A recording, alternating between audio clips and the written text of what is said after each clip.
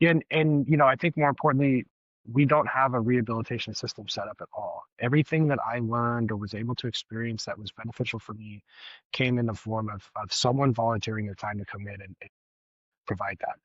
There was no, I think it's a lot of that's changed now and it's slowly changing, but there was no real support around trades. There was no support around employment. There was no support inside around even really mental health, which I get, I guess on like a societal level, we don't want to, um, uh, make it too easy to be in prison. But at the same time, like most everybody in there is going to be out eventually. And it just seemed really odd to me that we supported this idea that we should make their life hell and then hope they aren't terrible when they get out. And that to me just seemed really backward.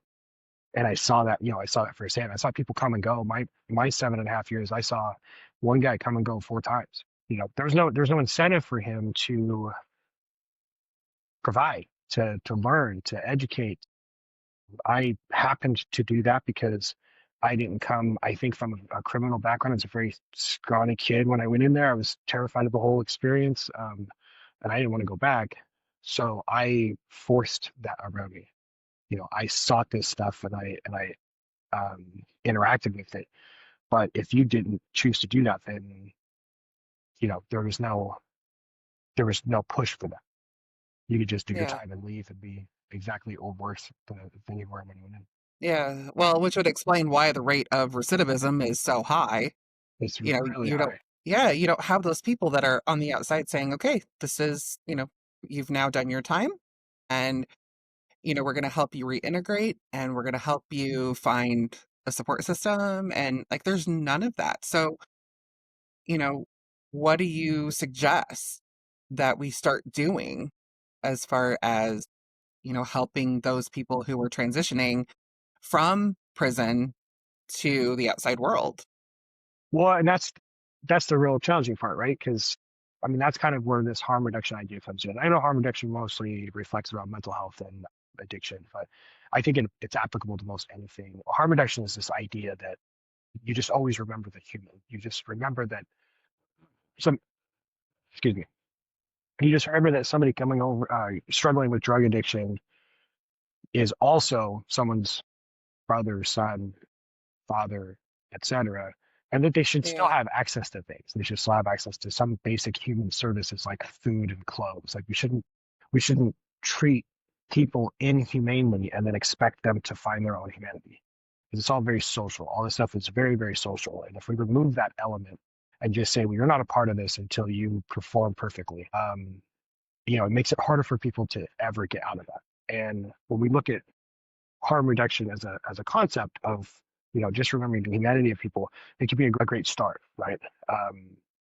That doesn't mean that everybody who went to prison is a good person and is going to end up a good person, but it does mean that like we have to consider the possibility that the reasons they're there are because their caregivers were shitty, their life experiences were shitty, they didn't know any better, and when they come out, that they don't want to go back. Like that's the goal. And if we're constantly looking at and treating somebody as if they are still this person that's in prison, we're not giving them the opportunity to be human again. We aren't giving them the opportunity to become a part of things. So I think that's the start, right? It's just recognizing we're all figuring this stuff out the best we can, and some of us make some terrible mistakes along the way. Some of Yeah. us make terrible mistakes and don't get caught, and somehow that makes it better. And some of us never make mistakes at all, and that's all great. But at some point, we have to be able to start remembering that everybody's a human being. And when we look at Yeah. places like Norway, Norway's a big one. We had folks from our prison system go to Norway to kind of learn from them because their recidivism was extremely low. But if you look at their prison sort of structure, they basically have an apartment when they're there. They have like all the amenities. They have classes. They have therapy. They have support around finding work. They have trade programs. They have all this stuff, and it's kind of like almost a college campus. There's not there's not a lot of like lockdown to it. And of course, people here are like, oh, that's they're getting rewarded for being in prison. But Yeah. meanwhile, they get out and they don't go back. And the key component that they found was community support.